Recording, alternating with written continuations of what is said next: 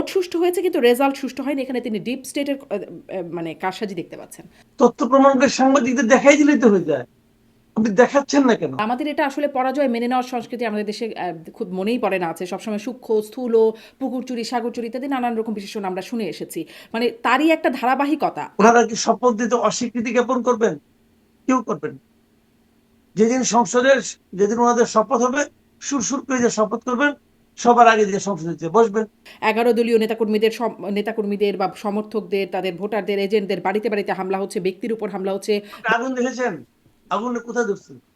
যেখানে মোট ভোটার 3,19,909 জন, কিন্তু ভোট কাস্ট দেখানো হয়েছে 7,81,523। অষ্টম নবম দশম এরা কে কত ভোট পাঠাতে কিন্তু যায় আসে না কারণ, কিন্তু ওইখানে ভোটটা বাড়াই দিলে পরে প্রদত্ত ভোটের সংখ্যা বেড়ে যায়, ফলাফলে নানা ধরনের কথা বলা হয়েছে। কিন্তু আমার কাছে মনে হয় না যে এটার মধ্যে খুব বেশি নয় ছয় হয়েছে। মানে তারেক রহমান পেয়েছেন 72,699 আর খালেদুজ্জামান পেয়েছেন 68,300। এত মানে পার্থক্যটা খুব কম মনে হচ্ছে না? মির্জা আব্বাসের যে কোনো বদনাম নাই, একদম উনি যে ফেরেশতা তুল্য ব্যক্তি তা তো নয়। দুটো মানে জাতীয় পার্টি একটা আসনও পেল না, এটা কি আপনার কাছে কেমন মনে হয়? জাতীয় পার্টিতে বেসিক্যালি একটি চরিত্রহীন দল। জাতীয় পার্টির যিনি প্রধান, তিনি নিজেই তো ভোট দেন নাই। আওয়ামী লীগ যে নো ভোট ক্যাম্পেইন করলো, তাতে কতটা সাড়া হলো? কোনো মতে নির্বাচনটা দেন, তারপরে কি করবো না করবো ওটা তো আমার মনেই আছে। বলেন জাহাঙ্গীরনগর বিশ্ববিদ্যালয়ের শিক্ষার্থীরা মদ দিয়ে কুলি করেন, তিনি সেখানকার শিক্ষার্থী ছিলেন, এরকম কথা। কখনো আবার রাশ্মিকা মান্দানা, সেই ভারতীয় অভিনেত্রী। আমাদের আগে সংসদে এরকম অনেক লোক ছিল, ওই যে দেখে দেখে একটা বক্তৃতা পড়বে, তাও পড়তে পারে না। প্রশ্ন হবে লাগামহীন, জানতে চাই, জানাতে চাই এই সময়ের পালস অফ পলিটিক্স। নির্বাচনের ফলাফলে কারচুপির অভিযোগ তুলেছে জামায়াত এনসিপির 11 দলীয় জোট। এদিকে নির্বাচনে কত শতাংশ ভোট পড়েছে সেটি সবসময় সাথে সাথে জানানো হলেও এবার জানানো হয়েছে বেশ পরে। কি উদ্দেশ্যে এই দীর্ঘ সময় নিল নির্বাচন কমিশন? এদিকে গণভোটেও মিলেছে ব্যাপক গড়মিলের তথ্য।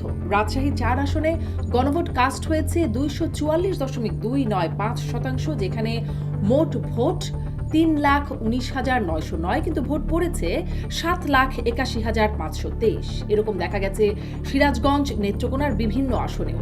অন্যদিকে ঢাকা 17-তে জামায়াত প্রার্থীর সাথে খুব অল্প ব্যবধানে জিতেছেন বিএনপি চেয়ারপারসন তারেক রহমান। নাসিরউদ্দিন পাটোয়ারির কাছেও অল্প ব্যবধানে পরাজয় এড়িয়েছেন মির্জা আব্বাস। সব মিলিয়ে 2/3 সংখ্যাগরিষ্ঠতায় সংসদে যাচ্ছে বিএনপি। এসব নিয়ে কথা বলতে স্বপ্নধারা নিবেদিত পালস অফ পলিটিক্সে আমার আজকের অতিথি সিনিয়র সাংবাদিক মাসুদ কামাল। জনাব মাসুদ কামাল, আপনাকে স্বাগত জানাচ্ছি পালস অফ পলিটিক্সে আমার আজকের আয়োজনে। অনেক ধন্যবাদ অনেক আপনাকে। ধন্যবাদ। আপনি সারাদিন ধরেই খুব ব্যস্ত বক্তা, নির্বাচনের মৌসুম, এর মধ্যে থেকেও আপনি আমাকে সময় দিচ্ছেন, অনেক অনেক ধন্যবাদ। শুরু করি যে মানে নির্বাচনের ফলাফল দেখা গেল এবং তারপর পরাজিত পক্ষ বা যদি বলি যারা আসলে বিরোধী দলে যেতে যাচ্ছে, জামাত এবং 11 দলীয় জোট, তাদের পক্ষ থেকে যে সংবাদ সম্মেলন করে জামাতের আমির নাহিদ ইসলাম এবং মামুনুল হক কথা বললেন, তারা স্পষ্টতই কারচুপির অভিযোগ এনেছেন। জামাতের আমির বলছেন যে ডকুমেন্ট আছে, রেজাল্ট শিটে ঘষা মাজা হয়েছে এবং এটার জন্য সুনির্দিষ্ট প্রতিকারও তিনি চাইবেন। ব্যবস্থা না নেওয়া হলে, প্রতিকার না পেলে বাধ্য হবেন তারা নিজেরাই এখানে ব্যবস্থা নিতে, এরকমটাও বলছেন। এর আগে আসিফ মাহমুদও তিনিও বলেছেন যে কারচুপির অভিযোগ এনেছেন। আসলে আপনি একদম নির্বাচনের শুরু থেকে লক্ষ্য করছেন, কি মনে হয় কারচুপির অভিযোগটা কেমন? সাথে সাথে এটাও একটু বলি, তাদের পক্ষে যে প্রভাবশালী অনলাইন অ্যাক্টিভিস্ট ফ্রান্স মানে প্যারিস থেকে বলেন, তিনিও বলছেন যে ভোট সুষ্ঠু হয়েছে কিন্তু রেজাল্ট সুষ্ঠু হয়নি, এখানে তিনি ডিপ স্টেটের মানে কারসাজি দেখতে পাচ্ছেন। আসলে ব্যাপারটা কি হলো? এটা হতে পারে, কারণ ডিপ স্টেট যেহেতু, অত ডিপে তো আর আমি যেতে পারবো না। ওনাদের দেখার ওরকম দিব্য দৃষ্টি আছে, ওনারা দেখেছেন, বলেছেন, এটা হয়েছে। কিন্তু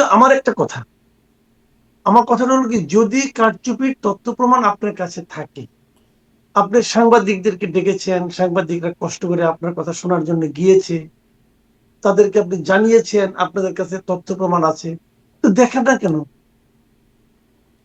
তথ্য প্রমাণকে সাংবাদিকদের দেখাই দিলেই তো হয়ে যায়, আপনি দেখাচ্ছেন না কেন? দেখাচ্ছেন না এই কারণে, আসলে এগুলি কিছু না। শুনেন, ছোটবেলায় যখন পরীক্ষার রেজাল্ট খারাপ হতো, প্রায় হতো, অত ভালো ছাত্র ছিলাম না, প্রায় খারাপ হতো। প্রতিবার যখন আমার বাবা মা জিজ্ঞাসা করতো রেজাল্ট খারাপ হলো কেন, আমার কিন্তু একটা অজুহাত কিন্তু প্রস্তুত থাকতো সবসময়। সবসময় একটা অজুহাত প্রস্তুত হুম। থাকতো। শেষ পর্যন্ত বলতাম যে পরীক্ষা দিতে গিয়েছিলাম, সবই তো কমন পড়েছিল, যে কলমটা ছিল, কলমটা ভালো ছিল না, কালি সমস্যা হতো, অজুহাত একটা থাকে। ওই অজুহাতটা না না দিলে পরে নিজের মনে একটা শান্তি পাওয়া যায়, যে তাহলে আমি আর কি বলবো। এখানেও এগুলি কি সিরিয়াসলি নিয়েন না। এখানে যে জিনিসটা হয়েছে আমি বলি আপনার, নাসিরুদ্দিন পাটোয়ারি, মামুনুল হক, এরা তো গুরুত্বপূর্ণ লোক ওনাদের কাছে। এখন ওনারা ফেল মারছেন, শফিকুর রহমান সাহেব পাশ করছেন, নাহিদ ইসলাম পাশ করছেন, এরা তো পাশ করছেন। এখন ওনারাই ঢাকায় আছেন, বাকিরা তো এখন আসেন নাই। এখন যারা পাশ করছেন তারা তাদের ফেল করা বন্ধুদের কি কোনো সান্ত্বনা দেওয়ার অধিকার তাদের নাই? আছে তো। সেই সান্ত্বনাটা ওনারা পাবলিক করলেন, সেই সান্ত্বনাটা জানানোর জন্য এই আয়োজন করে। আচ্ছা আপনি আমাকে বলেন, ওনারা কি এই দাবিতে, এই অভিযোগের প্রেক্ষিতে ওনারা কি সংসদ বর্জন করবেন? ওনারা কি শপথ দিতে অস্বীকৃতি জ্ঞাপন করবেন? কেউ করবেন না। যেদিন সংসদের, যেদিন ওনাদের শপথ হবে, সুরসুর করে যে শপথ করবেন, সবার আগে যে সংসদে বসবেন। ভাইরে একটা কথা বলি শুনেন, জামাত জীবনে কোনোদিন এত সিট পায় নাই, এইবার এত সিট তারা পাইছে। যে কোনো কারণেই হোক, পরিবর্তিত পরিস্থিতি হোক, বিএনপির কিছু গা ছাড়া ভাবের কারণে হোক, আওয়ামী লীগ না থাকার কারণে হোক, যে কোনো কারণে হোক, ওনারা অনেক আসন পেয়েছে। আপনি বিএনপির একজনকে জিজ্ঞাসা করেন তো, বিএনপির যে কোনো একজন নেতাকে জিজ্ঞাসা করেন তো, যে জামাতের এত আসন প্রাপ্তির পেছনে মূল কারণটা কি? দেখবেন বিএনপি, যদি আপনার পরিচিত কোনো বিএনপির লোকজন থাকে, তাকে জিজ্ঞেস করে দেখেন, সে নির্দ্বিধায় বলবে তারা ইলেকশন ইঞ্জিনিয়ারিং করে এতটুকু নিয়েছে, তাদের তো এত পাওয়ার কথা না। এখন বিএনপি জানেন বলতেছে না কেন? বলতেছে না এই কারণে যে বিএনপি তো এমনি 200-র উপরে হয়ে গেছে, তাদের তার দরকার নাই, তারা ক্ষুব্ধ না। কিন্তু ওনারা ক্ষুব্ধ, ওনাদের এই বন্ধুদের তো বলতে হবে, মামুনুল হক বড় নেতা তো, উনি তো ফেল মারছেন রে ভাই। এখন ওনার মানে পক্ষে তাহলে যদি কি যারা আসলে জনাব মাসুদ কামাল, আমাদের এটা আসলে পরাজয় মেনে নেওয়ার সংস্কৃতি আমাদের দেশে খুব মনেই পড়ে না আছে, সবসময় সূক্ষ্ম স্থূল, পুকুর চুরি সাগর চুরি ইত্যাদি নানান রকম বিশেষণ আমরা শুনে এসেছি। মানে তারই একটা ধারাবাহিকতা। আপনি যেহেতু মানে যে আপনার কাছে বিশেষ করে এই প্রশ্ন, আপনি একদম নির্বাচনের দিন ভোট দেওয়ার তো নিজের সেই অভিজ্ঞতা তো আছেই, আর সারাদিন এবং রাত পর্যন্ত আপনি গণমাধ্যমগুলোতে ঘুরে বেরিয়েছেন, ভোটের লাইভ দেখেছেন, বিশ্লেষণও করেছেন। আপনি কি কোনো রকম কারচুপি আপনার চোখে পড়েছে? মানে ওনারা যে কারচুপির অভিযোগ করছে, সেই কারচুপি তো চোখে দেখা যাবে না, তাই না? ওই ওই কারচুপি দেখতে হবে মনের চোখে। এই আল্লাহ ওনাদেরকে যে মন দিয়েছে, ওনারা দেখেছেন। আমি তো আবার বললাম, যদি সে ধরনের কোনো কারচুপি থাকে, প্রমাণ থাকে, ওনারা বলেছেন প্রমাণ আছে, তো প্রমাণটা ওনারা সাংবাদিকদের দেখাবেন না, তো কাকে দেখাবেন না ভাই? এই যে ওই সাংবাদিকদের প্রমাণ দেখানোর ছাড়া কথা আপনি ছাড়া আগেও কিছু বলছিলেন, নেই। আবারও বলছেন, সাংবাদিকরা কি আপনার সাংবাদিক হিসেবে বিশ্লেষণ, সাংবাদিকরা কি সঠিক চোখে সঠিকভাবে দেখেছে? যেমনটা আসলে 18 নির্বাচনে দেখতে পায় নাই সাংবাদিকরা, রাতে ভোট হয়ে গেছে তারা দেখতে পায় নাই, বিবিসির একটা দুইটা রিপোর্টই রেফার করতে পারি, এছাড়া খুব একটা পারি না দেশীয় গণমাধ্যমকে রেফার করতে। মানে গণমাধ্যম কি চোখ খোলা রেখে সব দেখতে পেয়েছে এবার? না, এইবার কিছু কিছু নিউজ তো এসেছে। যেমন সিলেটের একটা নিউজ দেখলাম, সিলেট 1 আসনের জন্য ওইখানে প্রায় কয়েকজন লোক রাতের বেলা সন্ধ্যার পরে আপনার ভোট কেন্দ্রে গিয়েছিল। এটা নিয়ে এলাকার হইচই আরম্ভ হয়েছে, তারা বলছে যে ভোট তারা করেছে, আপনার কি বলে সিল মারতে গেছিল। পরে অবশ্য তাদেরকে পুলিশে ধরে নিয়ে গেছে। তারপরের দিন তাদেরকে ছাড়িয়ে আনা যাওয়ার সময় ওখানকার যে জামায়াতের ক্যান্ডিডেট, উনি বলেছিলেন ওরা এখানে পরিচয়পত্র আনতে গিয়েছিল। এখন এখানে কোনটা কারণ, কোনটা ঘটনা, কোনটা অজুহাত, এটা তো আমি বলতে পারবো না।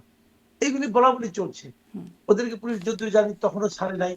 আবার ধরেন কোনো কোনো জায়গায় আমরা তো দেখেছি যে এক ভদ্রলোক সিল বানাতে গিয়ে ধরা খেয়েছেন। তো সিলটা উনি কেন বানাচ্ছিলেন? নিশ্চয়ই কোনো সিল, এই সিলে তো অন্য কোনো কাজ হবে না, হবে হবে না তো। এটা তো ইলেকশনে ব্যবহারের জন্য সিল। এই সিলটা উনি বানানোর প্রয়োজনটা কি ছিল? তাহলে কি কোনো ব্যালট পেপার ছিল? যদি ব্যালট পেপারে হয়, তাহলে সেই ব্যালট পেপারটা কোথেকে আসবে? তাহলে তারা ব্যালট পেপার ছাপিয়েছে, ছাপালে পরে ওটা কিভাবে ওখানে দিবে? এগুলি কিন্তু অনেকগুলি কারণ আছে, অনেকগুলি ঘটনা আছে। এই ঘটনাগুলি একটার সঙ্গে একটা জোড়া দিলে কিছু একটা দাঁড়ায়। কিন্তু সেটা কি দাঁড়ায়, যতক্ষণ পর্যন্ত আমি স্পষ্ট দেখতে না পারবো, যতক্ষণ পর্যন্ত আমার হাতে একদম তথ্য প্রমাণ না থাকবে, ততক্ষণ পর্যন্ত তো সেই সন্দেহের উপর ভিত্তি করে আমি কোনো সিদ্ধান্তে উপনীত হতে পারবো না, এবং সিদ্ধান্তে উপনীত হওয়া যায়ও না, উচিতও না। তো আমার কথাটা কিন্তু বেশ স্পষ্ট। আপনি সাংবাদিকদেরকে ডেকেছেন, ডেকে তাদেরকে আপনি বোঝানোর চেষ্টা করছেন যে কিছু একটা হয়েছে। তো সেটা যে বোঝাচ্ছেন, এটা সাংবাদিকরা বিশ্বাস করবে কেন? আপনার মুখের কথার উপর বিশ্বাস করবে? আপনি বলছেন আপনাদের কাছে তথ্য প্রমাণ আছে। তো আমার প্রশ্ন, সেই তথ্য প্রমাণ কেন আপনি সবাইকে দেখাচ্ছেন না? সবাইকে দেখালেই তো এত আলোচনা আর লাগে না। তখন তো এত আলোচনা, এত সন্দেহ দরকার পড়ে না। তো বলে দিচ্ছেন না কেন? আপনি দেখবেন কিছু কিছু লোক আছে, বুঝছেন, আমরা আমি বলি, আপনি দেখবেন কিছু কিছু লোক আছে, এই যে এইটা কিন্তু আমি অমুক লোক করেছে, আমি তার নাম বলবো না। আপনি নাম বলবেন না কেন? যদি আপনি নাম না বলতে পারেন, তাহলে একজন করেছে আপনি বলবেন। তার মানে আপনি যদি বলেন যে ওখানে অনেকগুলি ব্যবসা, অনেকগুলি স্টুডেন্ট ছিল, তাদের মধ্যে একজন আমাকে বলেছে, কিন্তু আমি তার নাম বলবো না, তার অর্থ হলো আপনি কিন্তু সবগুলি স্টুডেন্টকেই সেই সন্দেহের তালিকার মধ্যে ফেলে দিলেন। এটা আপনি পারেন না। এবারে না বলেন নির্বাচনকে রে ভাই। ঘিরে এবং আগে আগে থেকেই অনেক আগে থেকেই খুব নাম না বলার একটা সংস্কৃতি আছে, যে বোঝানো হচ্ছে কিন্তু নাম কেউ বলছেন না। এই মানে এক লাইনে যদি আপনার কাছে, আচ্ছা আরেকটু এটাও শুনি, তো এই অভিযোগের মধ্যে জামাতের আমির এটাও অভিযোগ করছে যে 11 দলীয় নেতাকর্মীদের বা সমর্থকদের, তাদের ভোটারদের, এজেন্টদের বাড়িতে বাড়িতে হামলা হচ্ছে, ব্যক্তির উপর হামলা হচ্ছে, বাড়িতে আগুন ধরিয়ে দিচ্ছে, এই অভিযোগগুলো করেছে। আমরা যেমন বিএনপি জামাত জোট সরকার জেতবার পরে 2001 সালেও এরকম বেশ কিছু ঘটনা, তখন সংখ্যালঘুদের উপর হামলা আক্রমণের ঘটনা দেখেছিলাম আমরা। মানে এইবারও যে অভিযোগ করছে, এটা আপনি কিভাবে দেখছেন? মানে এরকম খুব যে গণমাধ্যমে দেখছি এরকম ঘটনা তা না, আমি অন্তত খুব একটা দেখি নাই। আসলে এই ঘটনাগুলো কতটা মানে কেমন ঘটছে বা কেমন দেখছেন আপনি? আপনি আগুন দেখেছেন? আগুনটা কোথায় ধরছে? আগুনটা কোথায় ধরছে বলেন? আচ্ছা, যদি আগুন ধরে থাকে, তাহলে তার জন্য দায়ী কে? দায়ী কে? যে দায়ী তাকে যদি চিহ্নিত করে থাকেন, তার বিরুদ্ধে মামলা করছেন না কেন? অথবা যদি আগুন ধরে, সেটা থামানোর দায়িত্ব কার? সরকারের। সরকার তো আপনাদেরই। সরকারকে বলেন না কেন? আপনি প্রেসের সামনে কখন আসবেন? যখন আপনি সরকারের কাছে যাবেন, সরকার কোনো প্রতিকার না করবে, কেউ কোনো প্রতিকার করছে না, কেউ আপনার কথা শুনছে না, তখন আপনি প্রেসের কাছে এসে অভিযোগ করবেন, দেখেন আমার এত বড় ক্ষতি হয়ে গেল, কেউ আমার কথা শুনে না। তখন আপনার এই আহাজারিটা আমি জাস্টিফাইড করে দিই। এর এক পর্যন্ত যেগুলো বলতেছেন, এগুলো তো বাদ কি ভাই? জি, স্পষ্ট আপনি এগুলো বাদ দেখেন কি না বাদ। কোনো? জনাব মাসুদ কামাল, আপনি এবার একটু আসি গণভোটের বিষয়ে। মানে এই সাংবাদিকদের কাছে আসলে এই তথ্য বা চিত্রগুলো উপস্থাপন করা হয় নাই, আপনি বলছিলেন যে থাকলে সেগুলো উপস্থাপন করুন, তাহলে সাংবাদিকরা তথ্যচিত্র নিয়ে দেখাবেন। কিন্তু দেখছিলাম গণভোটের ব্যাপারে বিজনেস স্ট্যান্ডার্ড একটা রিপোর্ট করছে যে সেখানে তাদের বিশ্লেষণ বলছে যে রাজশাহী 4 আসনে গণভোট কাস্ট হয়েছে 244.295%, যেখানে মোট ভোটার 3,19,909 জন, কিন্তু ভোট কাস্ট দেখানো হয়েছে 7,81,523। সিরাজগঞ্জে 1 আসনে সেখানেও ভোট কাস্ট দেখানো হয়েছে মাত্র 7.899%, যেখানে জাতীয় সংসদ নির্বাচনে ভোট পড়েছে 60.83%। নেত্রকোনা 3, নেত্রকোনা 4, নেত্রকোনা 5 আসনেও হ্যাঁ ভোটের সংখ্যা ওই আসনগুলোর মোট ভোটারের চেয়েও বেশি দেখানো হয়েছে। এরকম আরও কয়েকটা আসলে তারা রিপোর্ট দিচ্ছে। আসলে গণভোটের কাহিনীটা কি হলো? মানে 244.295% দেখানো হয়েছে একটি আসনে। আচ্ছা, এটা ওরা যখন দেখিয়েছে, ওরা যখন রিপোর্ট করেছে, রিপোর্ট আমি দেখিনি, কিন্তু গণভোট নিয়ে কিন্তু কাল রাতে, রাত 1:30টার সময় আমি একটা টেলিভিশনের টকশোতে ছিলাম। সেখানেও আমরা বিভিন্ন তথ্য পাচ্ছিলাম। তখন আমি একটা প্রশ্ন করেছিলাম কিন্তু এই গণভোট নিয়ে। সেই প্রশ্নটা এমন ছিল, আমি বলেছিলাম যে এখন এটা নিয়ে আমি পরে ফেসবুকে একটা পোস্ট দিয়েছিলাম যে এখন রাত 1:30টা বাজে, এখনো আমরা জানি না যে ভোট কাস্ট হয়েছে কত শতাংশ। এটা আমি কেন জানি না? দেখেন, আমি আজকে 3 দশকের বেশি সময় ধরে সাংবাদিকতা করি। শুরুর দিকে তো আমি মাঠ পর্যায়ে রিপোর্টিং করতাম, এবং সেই 91 যে ইলেকশন হয়েছে, সেই নির্বাচনেও কিন্তু আমি রিপোর্টার ছিলাম তখন, এবং তখন আমি রিপোর্টিং করতে মাঠে যাইতাম। কোন একটা নির্বাচনী কেন্দ্রে যে আমরা সাংবাদিকরা প্রথম জায়গায় দেখা করতাম প্রিজাইডিং অফিসারের সঙ্গে, এবং তাকে একটা প্রশ্নই করতাম যে কত পার্সেন্ট ভোট কাস্ট হয়েছে। এটা হলো প্রথম প্রশ্ন, কোথাও কোথাও একমাত্র প্রশ্ন, এবং আমরা তৎক্ষণাৎ একটা উত্তর পেতাম। উত্তর পেতাম এই কারণে যে প্রিজাইডিং অফিসার জানতেন যে সাংবাদিকরা সেই প্রশ্নটা জিজ্ঞাসা করবেন, যে এখন 2 ঘন্টা হয়ে গেছে, কত পার্সেন্ট ভোট কাস্ট হয়েছে, এবং উনি চট করে বলতে পারতেন। কেন বলতে পারতেন? কারণ ওই ভোটের যে ব্যালট পেপার গুলো সেগুলোতে একটা বইয়ের মতো করে থাকে, এক বই 100 হুম টাকা। হুম ওই বইটা যখন শেষ হয়ে যায়, পোলিং অফিসার যখন ওই বইটা থেকে ব্যালট পেপার দিয়ে থাকে, শেষ হয়ে যাওয়ার সঙ্গে সঙ্গে ওই ব্যালট পেপার ওই বইয়ের মুড়িটা প্রিসাইডিং অফিসার কাছে জমা দিয়ে তার আরেকটা বই নেয়। তো প্রিসাইডিং অফিসার সহজেই বলে দিতে পারে যে কয়টা বই ফেরত আসছে, প্রতিটা বই 100 হুম করে। উনি কিন্তু বলে দিতে পারে। ধরেন একটা জায়গায় 4000 ভোট ছিল, 8টা বই ফেরত আসছে, বলতে পারে যে 800 ভোট হয়ে গেছে। 4000-এর মধ্যে 800 মানে 20% ভোট হয়ে হুম গেছে। হুম এটা বলা কিন্তু খুবই সহজ। এবং এই তথ্যটা ওনারা কিন্তু সঙ্গে সঙ্গে সহকারী রিটার্নিং অফিসার মানে ইওনকে পাঠাই দেন। ইওনও সেটা সঙ্গে সঙ্গে রিটার্নিং অফিসারকে পাঠাই দেন, মানে ডিসি কে পাঠাই দেন। সেখান থেকে সেটা আপনার ঢাকায় চলে আসে। এখন তো ইলেকট্রনিক মানে আপনার আইটির যুগ, পাঠানো তো 1-2 মামলা, হুম হুম হোয়াটসঅ্যাপ করে দেওয়া যায়, ইমেল করা যায়, সঙ্গে সঙ্গে চলে আসে। এবং সেই জন্যই দেখা যায় যখন ভোট গ্রহণ শেষ হয়, ধরেন 4টা 5টা যাই হোক না কেন, ভোট গ্রহণ শেষ হওয়ার আগেই সবাই জেনে যায় যে কত হুম শতাংশ ভোট কাস্ট হয়েছে। কিন্তু এইবারের নির্বাচনে সেটা জানানো হয়নি। এই নির্বাচনে জানানো হয়েছে পরের দিন দুপুরের পর, দুপুরের হুম দিকে। কেন? এটাই ছিল আমার ওই পোস্টের প্রশ্ন।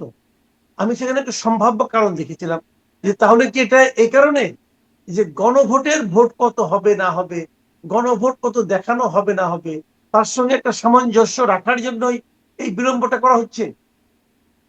এটা হতে পারে এবং এটাই হয়েছে বলে আমার ধারণা। তা না হলে এই ভোট কত কাস্ট হয়েছে এটা বলার জন্য যদি আপনাকে প্রায় 18 ঘন্টা অপেক্ষা করতে হয়, তাহলে সেইটার মধ্যে একটা ঝামেলা আছে।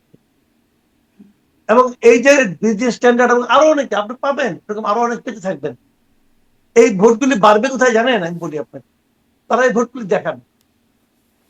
যেমন ধরেন আপনার 12 জন ক্যান্ডিডেট, 12 জন ক্যান্ডিডেট, সবাই কিন্তু প্রথম এবং দ্বিতীয় জনের ভোট নিয়ে ব্যস্ত। কিন্তু যে অষ্টম নবম হয়েছে তার ভোট কিন্তু কত হলে কেউ জানে না। সে হয়তো ভোট পেয়েছে 30। আপনি যদি 30-এর আগে 1030 বানায় দেন, সেও খুশি, সবাই খুশি, হুম কেউ কিন্তু আপত্তি করবে না।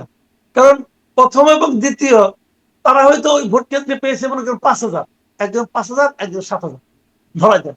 কাজে ওইদিকে নিচের দিকে কে অষ্টম নবম দশম এরা কে কত ভোট পেতে কিন্তু যায় আসে না কারণ, কিন্তু ওইখানে ভোটটা বাড়াই দিলে পরে প্রদত্ত ভোটের সংখ্যা বেড়ে যায়। এটা কিন্তু একটু হতে পারে। আমি মনে করি হুম প্রদত্ত ভোটের সংখ্যা বেশি হলে পরে হ্যাঁ না ভোটারের সংখ্যা বাড়িয়ে দেওয়া যায়। এখন যদি প্রতি কেন্দ্রে এরকম বাড়াতে থাকে কে প্রশ্ন করবে? তো এরকম করতে যে দু একজন যারা অঙ্কে ভালো ওইটা বুঝতে পারবেন না, বাট যে প্রিসাইডিং অফিসার অঙ্কে একটু কাঁচা সে হয়তো লেজিং উপরে করে ফেলবে, সেটা যে আবার বিজনেস স্ট্যান্ডার্ডের চোখে পড়বে, তারা সেটা নিয়ে রিপোর্ট করবে। সেই রিপোর্ট আপনি পড়ে আমাকে বলবেন, আমি উত্তর দেবো, নো প্রবলেম। হুম সিস্টেম ভালোই চলছে কিন্তু। এখন এটাকে ব্যাখ্যা কে করবে? ওই যে ওটা করেছে, আপনি কালকে পর্যন্ত অপেক্ষা করেন, দেখা যাচ্ছে ইলেকশন কমিশন থেকে ওই রিপোর্টের কোনো রিজয়েন্টার দেয় কিনা, কোনো ব্যাখ্যা দেয় কিনা, দিবে না। দিবে না এই কারণে তারা জানে দিলেই আরো আলোচনা হবে, বরং চুপ করে থাকবে, আলোচনা শেষ, ভোট তো 60% হয়ে গেছে। হুম। শুনেন, এবং পরের ঢাকা আলোচনাতে শহরে আমি আসলে কি কোনো ঘুরছি। প্রভাব ফেলে না জনাব মাসুদ কামাল? কারণ আমার মনে আছে আমি সাবেক নির্বাচন কমিশনার নুরুল হুদা তিনি 18 নির্বাচনের পরে আমি তাকে আমার অনুষ্ঠানে আমি জিজ্ঞাসা করেছিলাম যে নির্বাচন কমিশনের হিসাব অনুযায়ী বলছে 213টি কেন্দ্রে শতভাগ ভোট পড়েছে, 99% ভোট পড়েছে, এরকম এত শতাংশ, মানে সেটা নির্বাচন কমিশনের যে ওয়েবসাইট সেটার ফলাফল থেকেই এটা বের করা হয়েছিল। কিন্তু পরে বলছেন যে তারপরে আর আসলে করার কিছু থাকে না, ভোট হয়ে যাওয়ার পরে আসলে আর করার কিছু থাকে না। তো পরে আসলে এগুলো উঠে এসে লাভ আছে, মানে কিছু হবে হয়? লাভ আছে, লাভ থাকবে না কেন? ওই যে নুরুল হুদার ওই সময় এই আলোচনাটা উঠেছিল বলেই তো আপনি নুরুল হুদাকে প্রশ্ন করতে পেরেছেন। ওইটা উঠেছিল বলেই তো আজকে নুরুল হুদার প্রসঙ্গটা আপনি আবার তুললেন। যে লোকগুলো নুরুল হুদাকে অপছন্দ করতো সেখানে অপছন্দের মাত্রা একটু বাড়লো। ওই ভোটটা কত খারাপ হয়েছে সেখানে মাত্রা কত আরেকটু যোগ হলো, থাকবে না কেন? ভাই কোনো কিছুই ফেলনা নয়, এই সবগুলি থেকে যায়, মানুষের মনে থেকে যায়, কাগজে কলমে থেকে যায়। ওই লোকটাকে বিচার করার সময় এটা আলোচনায় চলে আসে। এগুলি ভোটের কোনো হেরফের হয় না। ভোট হেরফের লাভ কি? 18 নির্বাচন কতটা খারাপ হয়েছিল সেটা প্রমাণ করে আমার লাভটা কি? খারাপ তো খারাপই, হুম আমরা তো জানি খারাপ ছিল, এরকম আর কি। জি, মানে তাহলে এই মানে 18তে তো বলছিলাম যে শতভাগ ভোট 244.295% ভোট যদি একটা আসনে পড়ে তাহলে তো সেটা খুব মানে একটা বেশ আলোচনার ব্যাপারই বটে। আপনার কাছে একটু ফলাফলের বিশ্লেষণের দিকে যাই। আপনার কাছে এই ফলাফলে খুব উল্লেখযোগ্য কি দিক মনে হলো? ফলাফল যেটা হয়েছে না, আমার যেটা মনে হয়, দেখেন, আমি বিভিন্ন সোর্স থেকে নানা ধরনের কথা শুনেছি। তো সেখানে ফলাফলে নানা ধরনের কথা বলা হয়েছে, কিন্তু আমার কাছে মনে হয় না যে এটার মধ্যে খুব বেশি নয় ছয় হয়েছে। যেমন একজন একজন মানে হুম, পুলিশ কর্মকর্তা আমাকে আজকে বললেন যে যদি সরকার চায়, যদি প্রিজাইডিং অফিসার চায়, যদি রিটার্নিং অফিসার চায়, তাহলে ভোটে আপনার এক ধরনের ইঞ্জিনিয়ারিং করা সম্ভব। তো আমি এটা মানলাম, কিন্তু এই সিরিয়ালি সবাইকে ম্যানেজ করা সম্ভব কিনা, যদি সবাই একই লাইনের হয় হয়তো সম্ভব, যদি মাঝখানে একজন লোক অন্য লাইনের হয় তাহলে সম্ভব না। চেষ্টা হতেই পারে, কিন্তু তারপরে আমি বলবো যদি কিছু ইঞ্জিনিয়ারিং হয়েও থাকে তাতে ভোটের ফলের খুব একটা হেরফের হয় নাই। একদল পেয়েছে 200-র বেশি, আরেক দল পেয়েছে 80-র কম। তো ওই একটু হেরফেরের কারণে এটা একদম উল্টে যাবে তা হয় না, কিন্তু এটা আমার মনে হয়। মানে 200-র বেশি আর 80-র কম যে আপনি বলছেন, এটা তো ভোটের আসনের কে কত আসন পেলেন। কিন্তু যদি দেখি একদম মানে আসন ভিত্তিক ভোটের ব্যবধান, অনেক আসনেই আছে খুব হাড্ডাহাড্ডি অবস্থানে। খুব একদম একজনের ঘাড়ে নিঃশ্বাস ফেলেছেন এই অবস্থা ভোটে দেখেছে। তো একটু সমস্যা হলেই তো, কারচুপি হলেই তো আসনের অল্প স্বল্প ব্যবধান, মানে ভোটের অল্প স্বল্প ব্যবধানে হলেই তো আসনটা অন্যদিকে চলে যায়। তাই নয় কি? মানে একটু যা কারচুপি অনেক বড় ব্যাপার হয়ে দাঁড়াতে পারে তো। একটু কারচুপি অনেক বড় ব্যাপার হইতে পারে, কিন্তু এটা অত বড় সম্ভব না ভাই। তাহলে তো সবগুলি আসনে একটু একটু করে কারচুপি হইতে হবে। সবগুলি আসনে একটু একটু করে হয়েছে কিনা আমি মনে করি না। হুম, আর তাছাড়া আমি আরেকটা কথা বলি, যে রেজাল্টটা হয়েছে এটা কিন্তু আমার কাছে অযৌক্তিক রেজাল্ট মনে হয় নাই। এটা আমার কাছে অযৌক্তিক রেজাল্ট মনে হয় নাই। জামাত মাঝখানে জামাতের পক্ষে একটা হাইপ হুম, উঠেছিল, সেটা তো শেষ দিকে এসে এবার কমে গেছে। কতগুলি ঘটনা ঘটেছে, ঘটনাগুলি মাথায় রাখতে অনেক সময় হয়, কিন্তু আপনি যদি আমাকে বলেন যে আপনি ব্যাখ্যা করেন কেন তাহলে জামাতের ওই হাইপটা থাকলো না, কেন জামাত ক্ষমতায় যেতে পারলো না, কেন জামাত 151 আসন পেল না, যদি এই ধরনের প্রশ্ন করেন, আমার কিন্তু একটা ব্যাখ্যা আছে হুম। যে তারা কেন শেষ দিকে এসে ভোটটা কম পেল। আপনি কি জানতে চান তাহলে বলি। জানতে চাই অবশ্যই, আমি অপেক্ষা করছি জানবার জন্য। হ্যাঁ। আচ্ছা, যদি চান তাহলে বলি। বিষয়টা হলো কি, ঘটনা ঘটছে কয়েকটা। একটা হলো যে জামাতের আমির সাহেব আপনাদের আমেরিকায় যে একবার বলেছিলেন যে নারীদের কর্মঘন্টা হুম, 5 ঘন্টা করবেন। এটা বাংলাদেশের নারীরা খুব ভালোভাবে নিয়েছে বলে আমার কাছে মনে হয়নি। কারণ কোন নারী তো তার কাছে অ্যাপ্লিকেশন করে নাই যে আমার হুম, কর্মঘন্টা বেশি হয়ে গেছে, কমাই দেন। কেউ তো করে নাই। তো উনাকে এই দয়া মায়া দেখাতে কে বলছে? হুম, এটার মধ্যে নারীরা একটা মতলব খুঁজছে যে এটার মধ্যে অন্য কোনো মতলব আছে। হুম। তিনি অবশ্য স্পষ্ট নারীদের বলেছেন যে আসলে মায়েদের কর্মঘণ্টার কথা বলেছেন, মানে কর্মজীবী মায়েদের। হুম, সেটাও বলেন, হুম, তাতেও মারা খুশি হবে না। হুম, হুম, তাতেও মারা খুশি হবে না। আমার অভিজ্ঞতা অন্যরকম। কোনো মাই বলে না যে আমার তুমি কম কাজ দাও। এটা এটা মারা হুম, খুশি, কারণ মারা জানে যে এই কম কাজের অজুহাতে একসময় তাকে বাদ দিয়ে দেওয়া হবে। একদম। কাজে এটাতে সে যাবে না। দ্বিতীয় যে কথাটা আমি বলি আপনাকে, যে জামাতের সাতক্ষীরা একটা আসনের একজন প্রার্থী নির্বাচনের 2 দিন আগে বিবিসি কে একটা ইন্টারভিউ দিয়েছিলেন। সেখানে উনি বলেছিলেন যে যদি জামাত ক্ষমতায় যায় তাহলে মেয়েদের এই পর্দা প্রথাটা ওনারা খুব শক্তভাবে চালু করবেন, হুম, এবং তখন কোনো নারী মাহারাম ছাড়া কোথাও বেরোতে পারবে না, এবং যদি সে অন্য ধর্মের নারীও হন তবুও তাকে মাহারাম নিয়ে বেরোতে হবে। এই বিষয়গুলো নারীরা খুব আনন্দের সঙ্গে গ্রহণ করেছেন বলে আমার কাছে মনে হয় না, এবং অনেক নারী এই ঘটনায় তারা বিরক্ত হয়েছেন অথবা অপছন্দ করেছেন। এখানে নারী ভোট কিছু কমেছে। হুম, হিন্দু ভোটগুলো, বাংলাদেশে এখনো কিন্তু 7-8% হিন্দু ভোট আছে। হিন্দু ভোটগুলো একচেটিয়া ভাবে বিএনপি পেয়েছে। এর কারণ হলো গিয়ে যে হিন্দু ভোট হয় বিএনপি দিতে হয় অথবা জামাতকে দিতে হয়। আর তো কোনো ক্যান্ডিডেট ছিল না। তো হিন্দুরা ভেবেছে আমাদের জামাতের চেয়ে বিএনপি ভালো। হিন্দুরা যে জামাতকে ভোট দেয় নাই তার জলজ্যান্ত প্রমাণ হলো ওনাদের একজন হিন্দু প্রার্থী ছিল কৃষ্ণ নন্দী, তিনি ফেল মেরেছেন। তিনি যে আসনে দাঁড়িয়েছিলেন ওই আসনে সব সময় কোনো না কোনো একজন হিন্দু জয়লাভ করেন, হুম, কারণ ওখানে হিন্দু জনগোষ্ঠীর এক ধরনের সংখ্যাগরিষ্ঠতা আছে। সেখানে ওই হিন্দু সাহেব এবার ফেল মারছেন। তার মানে ওখানকার হিন্দুরা কৃষ্ণনন্দীকে ভোট দিবে কিনা দিবে তার আগে বিবেচনা করেছে আমরা দাঁড়িপাল্লায় ভোট দিব কি দেবো না, এবং দাঁড়িপাল্লায় তারা ভোট দেয় নাই। হুম, হিসাবটা কিন্তু সিম্পল একদম। তো এই 7% ভোট যদি একটা দল পেয়ে যায়, 7-এর মধ্যে যদি 6%ও পেয়ে যায়, তাহলে কিন্তু অনেক ভোট পেয়ে যায়। এবং ওই ভোট, ওই যে আপনি বলেন না হাড্ডাহাড্ডি লড়াই হয়েছে, হয়তো ভোটের অঙ্কে অত পার্থক্য হবে না, কিন্তু আসনের অঙ্কে অনেক পার্থক্য হয়ে যায়। যেমন 2001 সালের কথা আপনার মনে আছে, 2001 সালে বিএনপি পেয়েছিল 2,28,00,000 ভোট। এর মাধ্যমে তারা আসন পেয়েছিল 193টা। আর আওয়ামী লীগ পেয়েছিল 2,23,00,000 ভোট, হুম, মাত্র 5 লাখ না আরো কম, 4 লাখ সামথিং। এই ভোট কমের জন্য আওয়ামী লীগ পেয়েছিল 62টা আসন। হুম, আসলে কত হেরফের হয়ে গেছে লক্ষ্য করেন।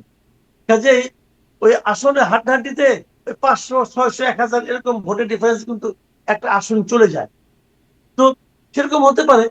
কাজে এখানে 6% ভোট তো অনেক, যে কারণে আসনের অনেক হেরফের হয়ে গেছে। এগুলো লজিক্যাল রে ভাই। জি, আরো কিছু ঘটনা আছে, আরো কিছু ঘটনা এরকম।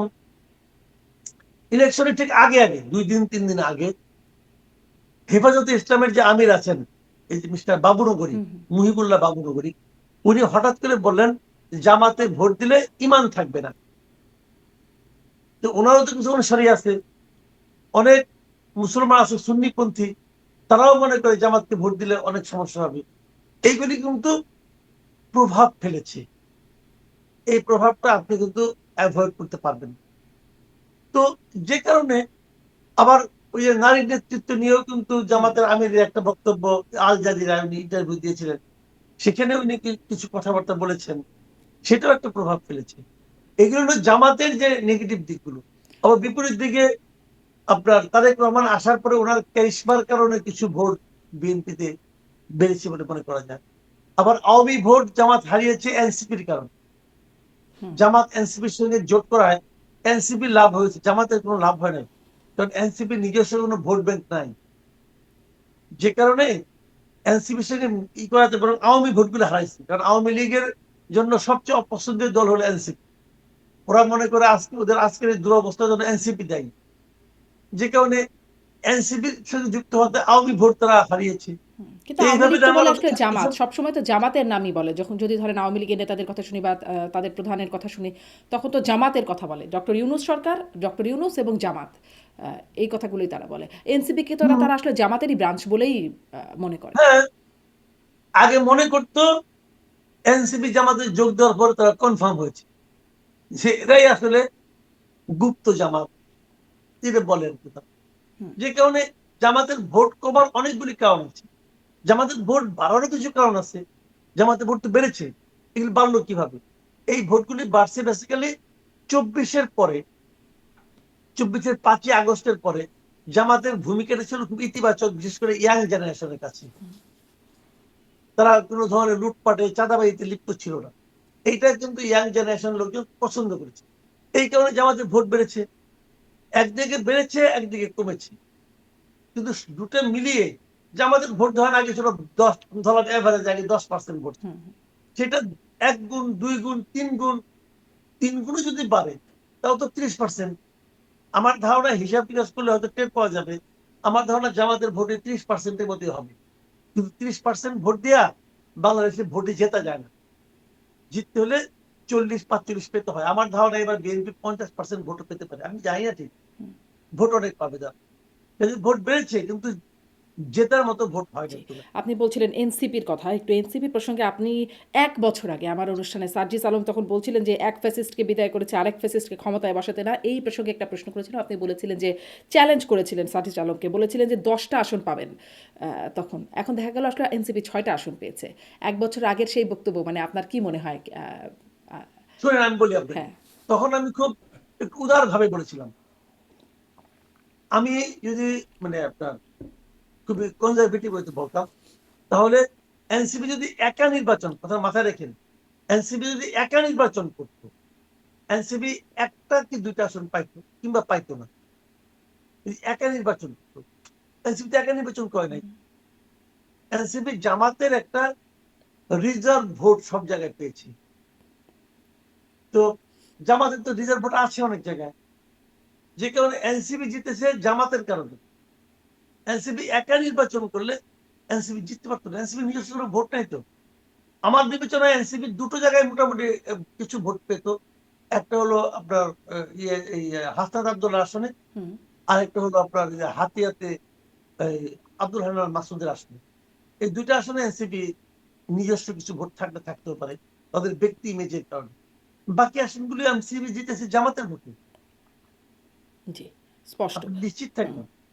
জি, স্পষ্ট আপনার বিশ্লেষণ। একটু ওই মানে ফলাফলের আরো দিকের মধ্যে ওই যে হাড্ডাহাড্ডি লড়াই বলছিলাম, এমনকি কিছু বিষয় খুব মানে কি একটু অবাক করা লাগলো। যেমন ধরেন একদম বিএনপি চেয়ারপারসন তারেক রহমান, তার সাথে জামাতের যে প্রার্থী ঢাকা ১৭ আসনে ডাক্তার খালেদুজ্জামান, তিনি তার যে ভোটের পার্থক্য সেটি ৫,৪০০, মানে তারেক রহমান পেয়েছেন ৭২,৬৯৯ আর খালেদুজ্জামান পেয়েছেন ৬৮,৩০০। আ এত মানে পার্থক্যটা খুব কম মনে হচ্ছে না? মানে চেয়ারপারসন তারেক রহমান হিসেবে দেখেন, এটা কেমন মনে হয় আপনার? জি। এই আসনটা এটা কিন্তু অনেকে এই আসন সম্বন্ধে অনেকে কিন্তু একটু ভুল ধারণা আছে। ভুল ধারণা এরকম, অনেকে মনে করে গুলশান বনানী অভিজাত এলাকার আসন। এখানে বড় বড় ৩টা বস্তি আছে এবং এই বস্তিতে অনেক ভোট, অনেক ভোট। তো যে কারণে ওখানে খালেদুজ্জামান সাহেব ওখানে অনেক বছর ধরে কাজ করছেন। তারেক রহমান সাহেব তো এখানে মাত্র কাজ করা শুরু করছেন ২ মাসও হয়নি। এবং এখানে তারেক রহমান ইলেকশন করবেন এরকম কোন ধারণা কিন্তু তার দলের পক্ষ থেকে এই এলাকার মানুষকে হুম, আগেও জানানো হয়নি। তারেক রহমান সাহেব কিন্তু এখানে শেষ মুহূর্তে এসে এখানে প্রার্থী হয়েছে। এর কতগুলো টেকনিক্যাল বিষয় কিন্তু আছে, এটা একটা বিষয় আছে। যে কারণে এখানে জামাত কিছু ভোট পাবে, এটা স্বাভাবিক। কিন্তু পার্থক্যের যে এটা পরিমাণ মানে হুম, মাত্রাটা, এটা আসলে আমাকেও একটু বিস্মিত করেছে। আমি নিজেও ভাবিনি যে এতটা হবে। কিন্তু অনেক সময় না ভোট, আপনি বিভিন্ন ভোট তো বিভিন্ন পকেটের উপর ডিপেন্ড করে। কি কারণে করে আমি জানি না, কিন্তু এখানে কিন্তু আমাকেও একটু বিস্মিত করেছে, কিন্তু এর ঘটনা তো ঘটেছে। হুম। এটার থেকে হয়তো বিএনপি একটা শিক্ষা নেবে।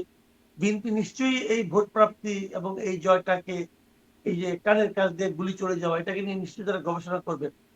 তারা কি পাবেন এবং নিশ্চয়ই তারা সেভাবে প্রস্তুতি দিবেন।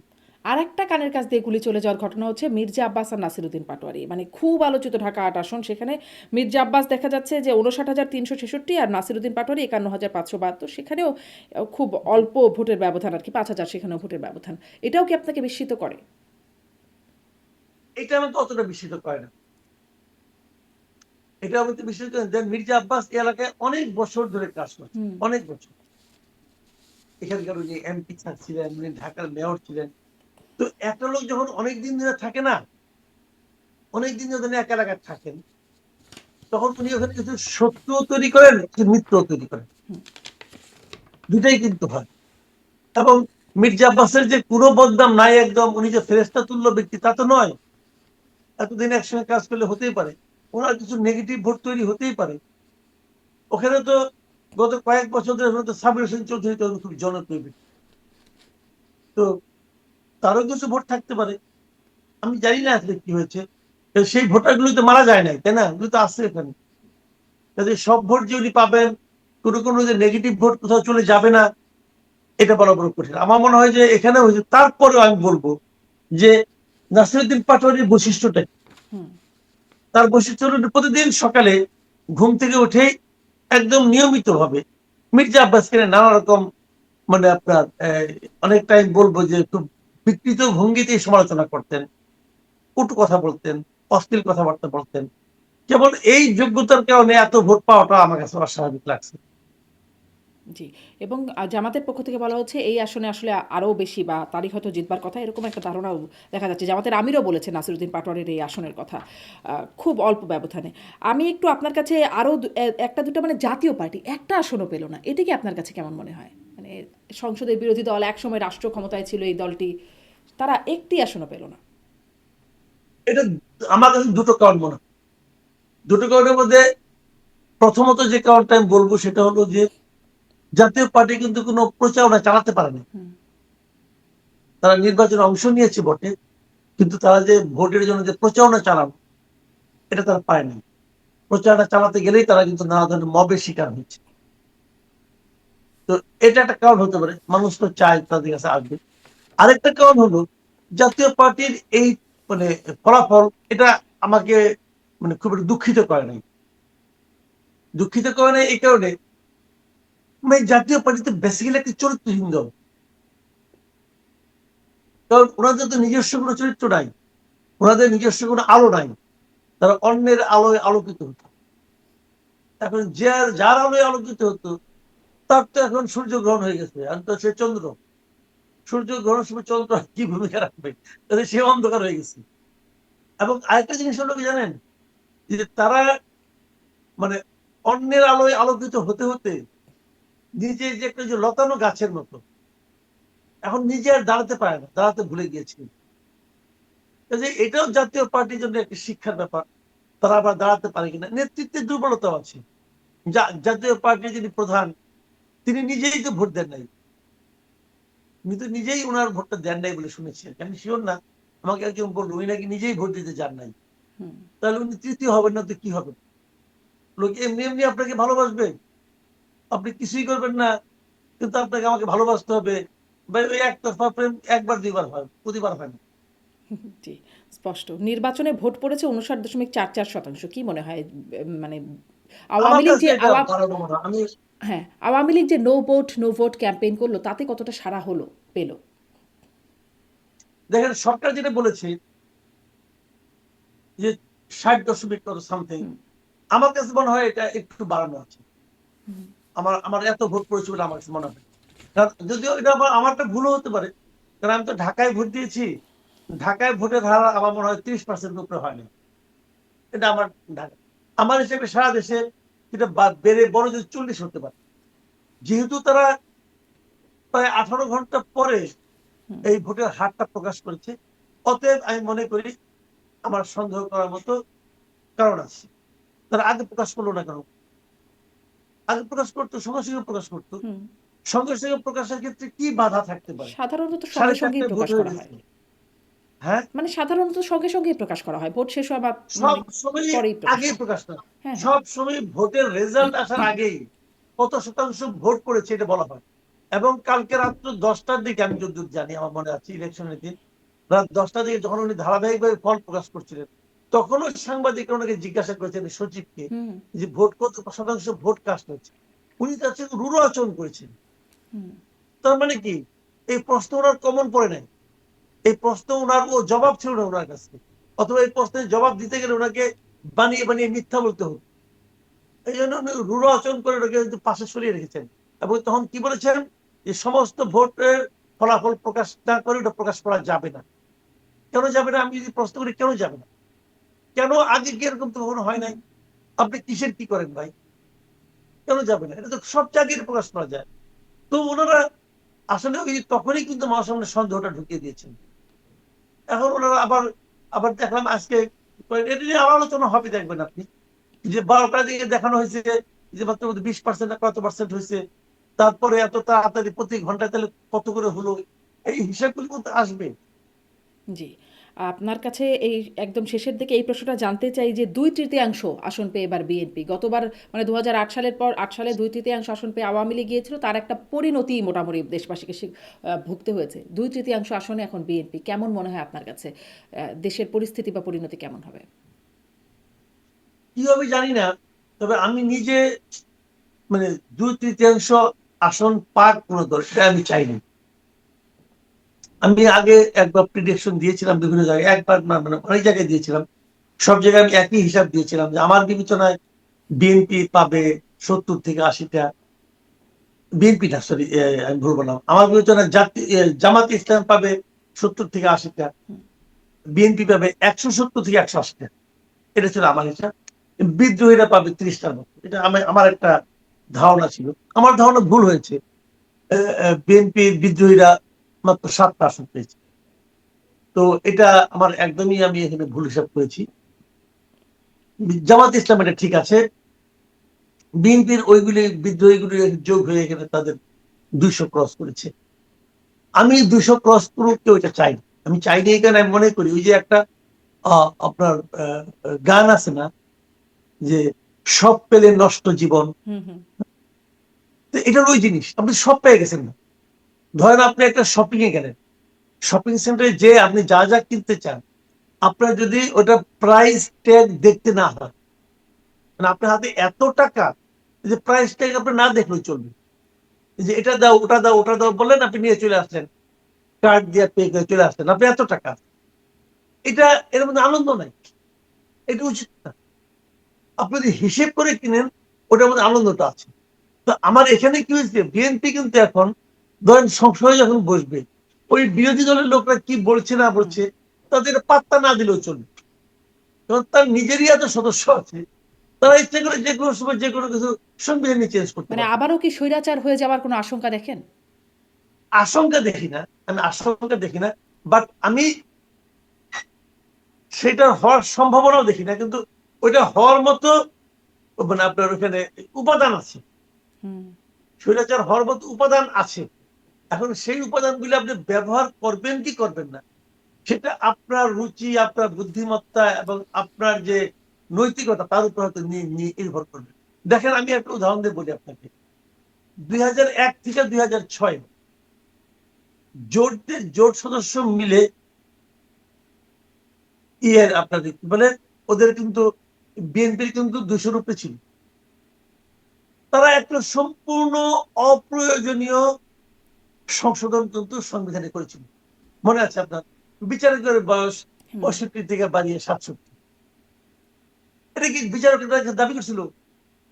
বিচারকরা কি অনশন করছিল যে আমাদের অবসর বয়স 65 থেকে 67 করো?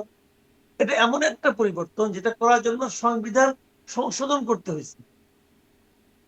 এবং এটা নিয়েই কিন্তু পরবর্তী সময়ে নানা হইচই, 111, অমুক তমুক, কত কিছু, হুম তত্ত্বাবধায়ক সরকার তাই ব্যবস্থা না? বিতর্কিত হওয়ার সূত্রটাই ওইখানে। ওখানে তাহলে ওটা তো করতে করতে গেল কোনো তারা, তারা জানে আমার তো 2/3 মেজরিটি আছে, আমাদের করে নেই, আমার মতো করে একজনকে নিয়ে আসবো।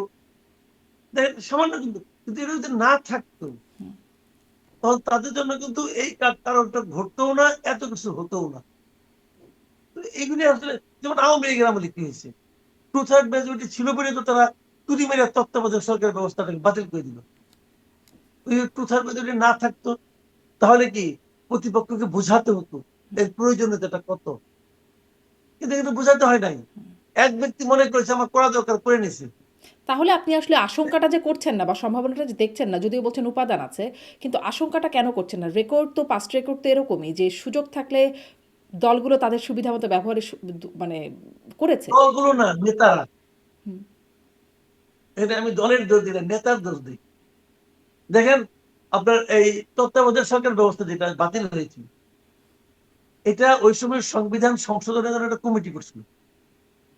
এই কমিটির রিপোর্টে কিন্তু এটা বাতিল করতে বলে না। ওই কমিটিতে সুরঞ্জিত সেনগুপ্ত ছিলেন, আমরা সাদিয়া চৌধুরী ছিলেন, আরো অনেকে ছিলেন। তারা কিন্তু এটা বাতিলের পরামর্শ দেয় নাই। হুম এই বাতিলের আইডিয়াটা শেখ হাসিনা নিজের মাথা থেকে আসছে। ব্যাপারটা বুঝতে পারছেন? হুম। কাজে এগুলি কিন্তু দলের দোষ আমি দিই না রে ভাই, নেতার দোষ দিয়ে। আর ওই যে বয়স বাড়ানোর আইডিয়াটা, ওটা কার ছিল? ওটা ওই সময় অব্দুল আহমেদ ছিল, যখন আইনমন্ত্রী ছিল, উনি হুম এটা ইয়েকে আপনার খালেদা জিয়াকে উনি কনভিন্স করতে পেরেছিলেন, হুম হয়ে গেছে। তো জি এই বিষয়গুলো আসলে মানে খুব ইজি হয়ে যায়। হুম যদি 200 কম থাকে না, তাহলে এই আকাম গুলো করতে গেলে ওই হুম হুম কনভিন্স করতে হতো, বোঝাতে হয় ভাই তোমরা একটু আমাদেরকে তাহলে হেল্প করো। হ্যাঁ, স্পষ্ট মানে উপাদান আছে, এই বিষয়টা স্পষ্ট। জুলাই সনদ বাধ্যবাধকতা দেখেন, যেখানে 2/3 মেজরিটি পেয়ে যাচ্ছে বিএনপি, বাধ্যবাধকতা কি তারা ফিল করবে? আমি শুরু থেকেই জুলাই সনদটার বিরোধী। আমার কাছে মনে হয়েছে এটা আমাদের জাতির উপর একটা বাড়তি বোঝা চাপিয়ে দেওয়া হচ্ছে। এইভাবে রেফারেন্ডাম হয় না, এতগুলো রেফারেন্ডাম কখনো প্যাকেজের মধ্যে হয় না। এই রেফারেন্ডামে অনেকগুলি প্রস্তাব আছে যেগুলো থেকে নাকি বিএনপি নিজেরাই নোট অফ ডিসেন্ট দিয়েছে। কিন্তু বলবেন যে তাহলে তারেক রহমান কেন বললো আপনারা হা ভোট দেন? বললো এই কারণে, এটা আসলে তারেক রহমানকে ব্ল্যাকমেল করা হয়েছে। ব্ল্যাকমেলটা কে? নির্বাচনের আগে যদি তারেক রহমান হা ভোটের কথা না বলতো, তখন তারা বলতো এই দেখেন আপনি স্বৈরাচারের দোষর। আমরা আগেই বলেছিলাম হুম, ভারতের সঙ্গে চুক্তি করে আপনি হুম, এসেছেন, আওয়ামী লীগকে পুনর্বাসন করবেন বলে এসেছেন, বলতো এগুলি। তখন নির্বাচনে একটা বাড়া খারাপ একটা ইমেজ তৈরি করতে পারতো। বিএনপি আমার বিবেচনায় জুলাই সনদ যেভাবে আছে হুবহু এভাবে তাদের পক্ষে চাইলেও সম্ভব না। তারা চাইবেও না, কারণ অনেকগুলো ইস্যুতে তাদের নোট অফ ডিসেন্ট আছে, হুম, সেইগুলিকে গায়ের জন্য এখানে ঢুকাই দেওয়া হয়েছে। উচ্চ কক্ষ এবং উচ্চ কক্ষ পিয়ার পদ্ধতিতে হবে, এই পিয়ার পদ্ধতির কথা বিএনপি একবারও স্বীকার করে নাই। এখন বিএনপি স্বীকার করে নাই বলে বিএনপিটাই ভালো তা কিন্তু আমি বলছি না। হুম, হুম, যেমন আমার ব্যক্তিগত মত আমাকে যদি জিজ্ঞাসা করেন, আমি কিন্তু পিয়ার পদ্ধতিতে উচ্চ কক্ষ হওয়ার পক্ষে, আমি পার্সোনালি পক্ষে, বিএনপি পক্ষে না। এখন আমি বলবো যে আমি ঠিক, হ্যাঁ আমি মনে করি আমি ঠিক। হুম, বিএনপি যে ঠিক, বিএনপি বলবে যে আমি যে নিম্ন কক্ষের আনুপাতিক হারে করতে চাই, এটা তো এদেশের 2/3 মেজরিটি আমাকে দিয়ে জনগণ প্রমাণ করেছে আমি ঠিক। যদি বিএনপি বলে দেশের মানুষটা আমাকে ম্যান্ডেট দিয়েছে, আমি তো এটা আমার ইশতেহারে প্রকাশ করছি, সেই ইশতেহার নিয়ে আমি জনগণের কাছে গেছি, জনগণ ম্যান্ডেট দিচ্ছে, দিয়ে বলছেন হ্যাঁ তুমি ঠিক আছো, তাহলে বিএনপি কি তার ইশতেহার বাস্তবায়ন করবে? আবার ওদিকে নাকি গণভোটেও তো বিএনপি ম্যান্ডেট দিয়েছে হ্যাঁ ভোট দিয়ে। দিয়েছে, ভালো কথা, মানলাম। বিএনপি কাছে কোনটা বড়? বিএনপি বলে ওখানে কি 2/3 মেজরিটি আছে, আমার এখানে আছে। বিএনপি বলে ওইটা কি জনগণ বুঝে দিয়েছে, হুম, হুম, আমার এই জনগণ বুঝে দিচ্ছে। আপনি কি বলবেন ভাই? এই তো এর অবসান কোথায়?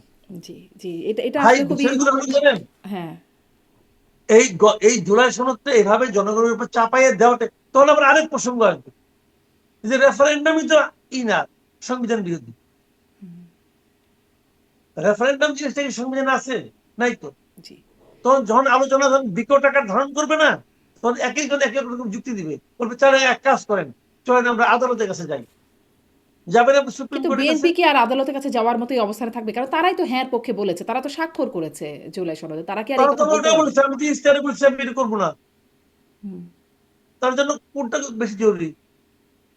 হ্যাঁ প্রকৃত স্বাক্ষর জামাত করছে, জামাতের মধ্যে লেখা আছে যে ওরা তারা 5 জনকে দিবে, মেয়ে প্রতিনিধি হুম, দিবে। হুম, 5%। জামাতের দিছে, হুম, দিছে, দেয় নাই তো 5%। হুম, তো কি হয়েছে ভাইরে? ক্ষমতায় আছে এখন ডক্টর ইউনূস, আর আলী রিয়াজ সাহেব হলো ওনার খুব ঘনিষ্ঠ মানুষ।